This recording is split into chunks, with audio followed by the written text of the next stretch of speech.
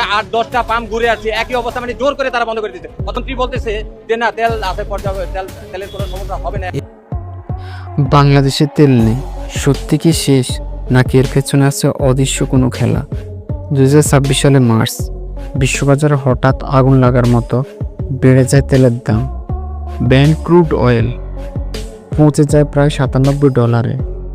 এরকম ডিমান্ড বেড়ে গেছে যে যারা নাকি সারা দিনে যে তেল বিক্রি করতো সেই তেল 3 ঘন্টায় শেষ করে ফেলতো। কারণ হিসেবে দেখানো হয় ইরান ইসরায়েল যুদ্ধ।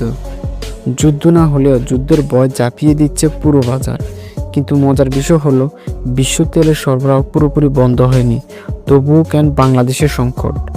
বিশেষজ্ঞরা বলছেন এটা শুধু সরবরাহের সমস্যা না, এটা প্যানিক এবং স্টকের খেলা। বাংলাদেশ পেট্রোলিয়াম কর্পোরেশন থেকে সরবরাহ থাকলেও মাঝপথে কি কোথাও আটকে যাচ্ছে তেল, নাকি বাজারে তৈরি হচ্ছে কৃত্রিম সংকট? ঢাকার পাম্পগুলোতে লাইনের পর লাইন মানুষের অপেক্ষা করছে, কিন্তু তেল আসছে না। এই যেন চোখের সামনে সব আছে, তবুও যেন নেই। তাহলে প্রশ্ন একটাই, এটা কি সত্যি সংকট, নাকি বড় ধরনের গেম প্ল্যান? ভাবুন, তেলের দাম যদি $150 ছাড়ায়, তবে বাংলাদেশের কি হবে? বর্তমানে ব্রেন্ট ক্রুড অয়েল $94 থেকে $97 মধ্যে ঘুরছে, কিন্তু বিশ্লেষকদের ভয় এই দাম থাকবে না, বরং আরও বাড়বে। এর পেছনে মূল কারণ হিসেবে ইরান, ইসরায়েল ও আমেরিকা যুদ্ধ হিসেবে দেখানো হচ্ছে, যেখানে প্রতিটি মুহূর্তের পরিস্থিতি বদলে যাচ্ছে।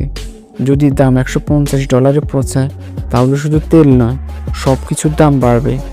বাড়া পণ্য পরিবহন ব্যয় বাড়বে এবং সাধারণ মানুষের জীবন হয়ে উঠবে যেন কঠিন এক পরিস্থিতি।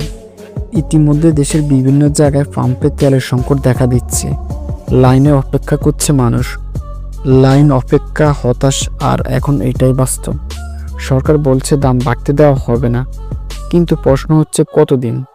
যদি বিশ্ববাজারে আগুন জ্বলে, তাহলে সেই আগুন থেকে বাংলাদেশ কি বাঁচতে পারবে, নাকি আমরাও ঢুকে পড়ব এক নতুন অর্থনৈতিক ঝড়ে?